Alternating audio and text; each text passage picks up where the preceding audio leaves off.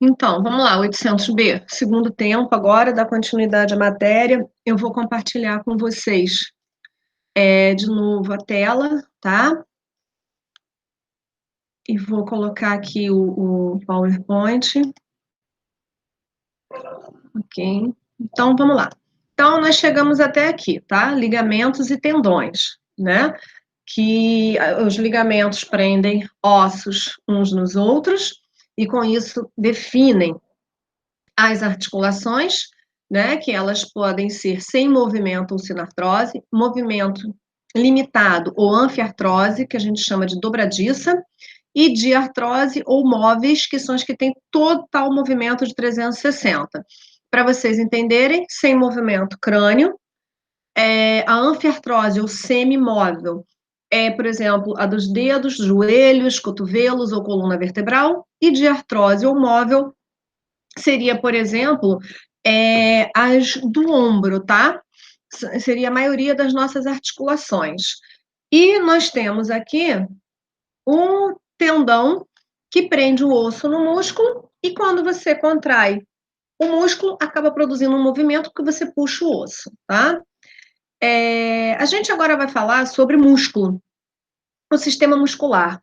O músculo, o nosso corpo, ele é todo feito, né? O que nós chamamos de carne é músculo. Então, gente, olha só, tudo que vocês chamam de carne é o que nós chamamos de músculo.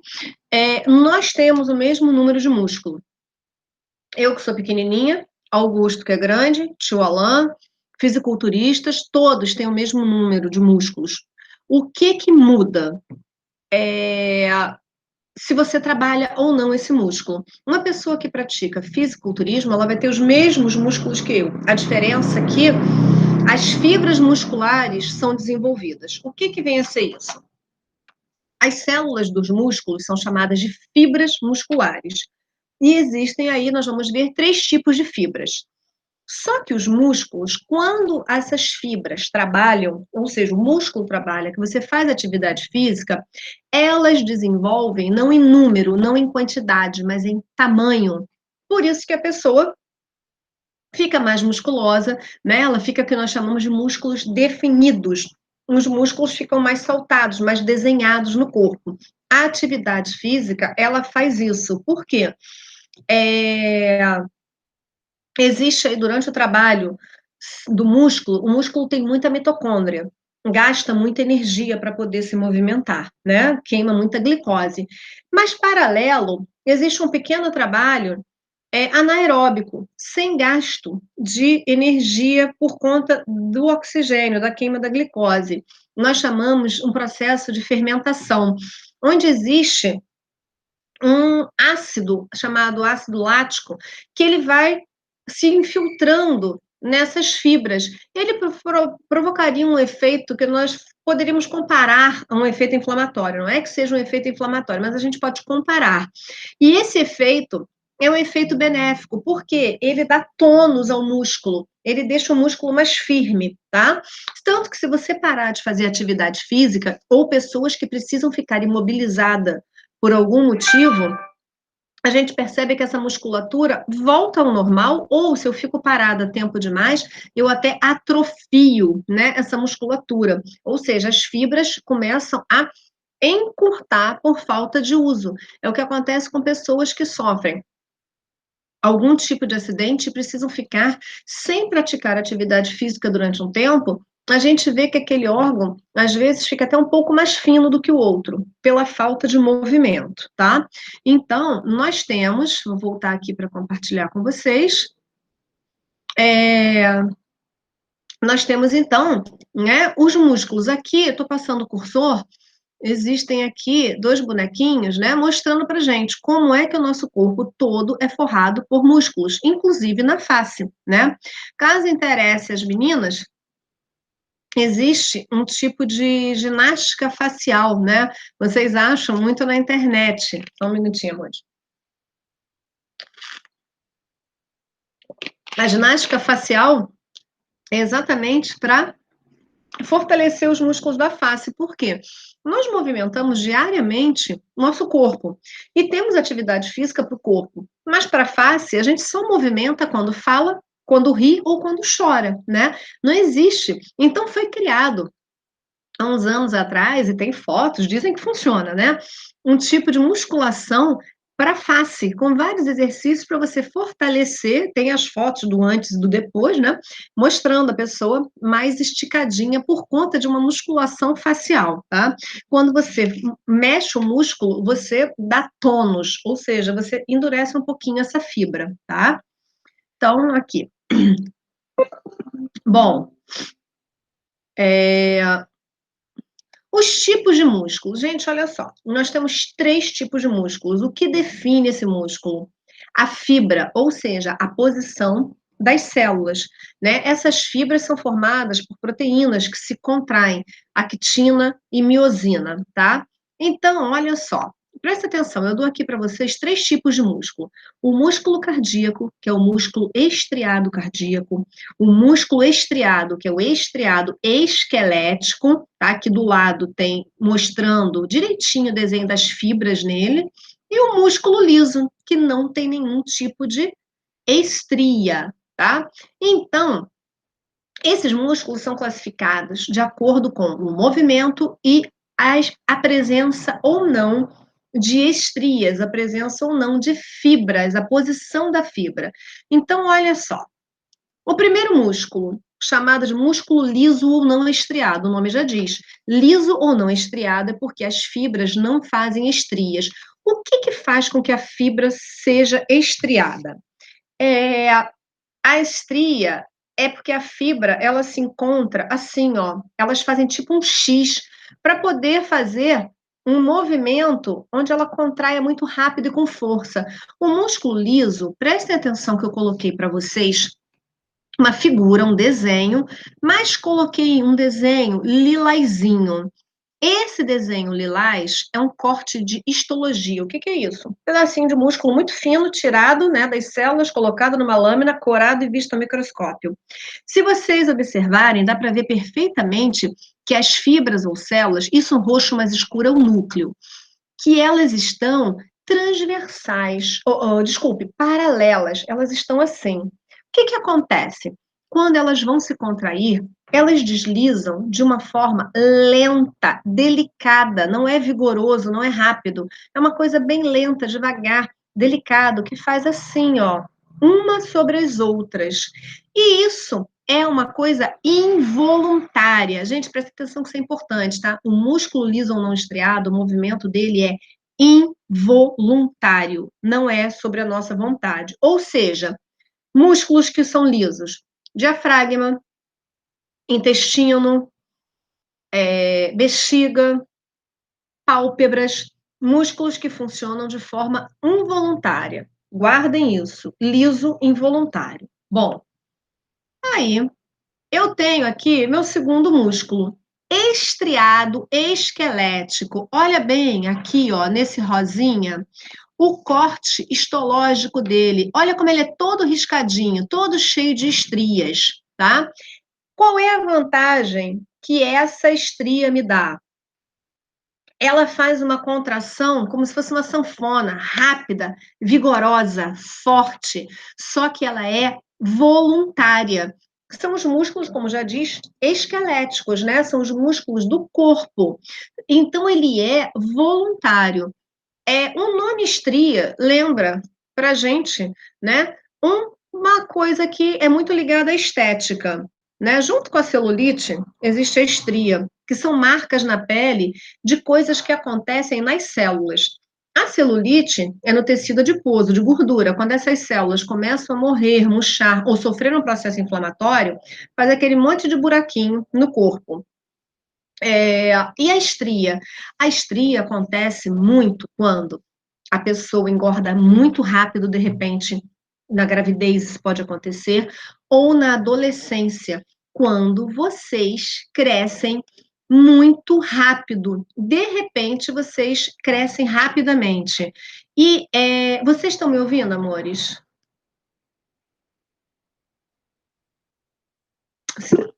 Então, tá. Não, porque para mim aparece uma imagem que meu microfone está fechado. Estranho, tá? Então tá. Então, olha só, todo mundo me ouvindo, então, ok. Então, o que que acontece? As estrias, exatamente quando você cresce muito rápido ou engorda muito, de repente, e o teu tecido não acompanha esse estiramento, esse crescimento. O que que acontece? Tem, então, um estiramento e um rompimento dessas estrias. E essa cicatriz desse rompimento, desse tecido conjuntivo, desse tecido cartilaginoso, tudo isso, e dessas proteínas, miosina, quitina, que estão tudo ali formando esse tecido, reflete na pele. Igual você tem a celulite, você vai ter isso. Por isso que é comum mulheres grávidas terem estrias na região dos seios, barriga e nádegas. É onde estica muito e em pouco tempo. Tem mulheres que em 9 meses engordam 30 quilos, né? E os homens? Aqui, ó, e na barriga e nas costas, né? Na região aqui perto da cintura, que é onde eles esticam muito rápido. Principalmente, né? Não digo nem engordar, mas às vezes crescer mesmo causa essas estrias, tá? Então, a palavra estria, são essas marquinhas todas riscadinhas assim no corpo da gente, né? Que fica tudo riscadinho, vem exatamente daí, tá? Então, ó, é o músculo estriado cardíaco. Aí, agora, o esquelético, esse aqui. Agora eu entro no cardíaco. Gente, observem bem essa figura aqui, que eu estou passando o cursor, que é um corte histológico. E digam o que a gente pode tirar desse desenho. Estou esperando vocês. Fala para mim o que vocês observaram nesse desenho.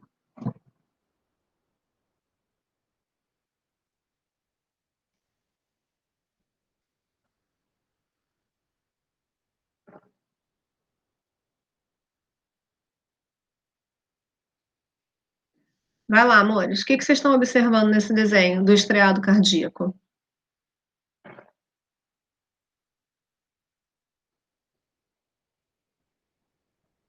Vamos, meninos e meninas. Posso, claro. Vamos lá. Ó, é esse aqui que é o corte histológico, tá? Que eu tô passando o cursor. Observa ele.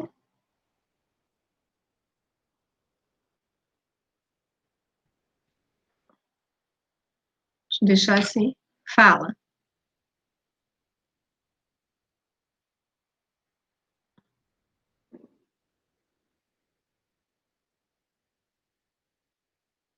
Olha só, o músculo estriado cardíaco, o nome já diz, ele é estriado. Porém, eu disse para vocês que quem é involuntário é o liso. Ele que tem movimento involuntário.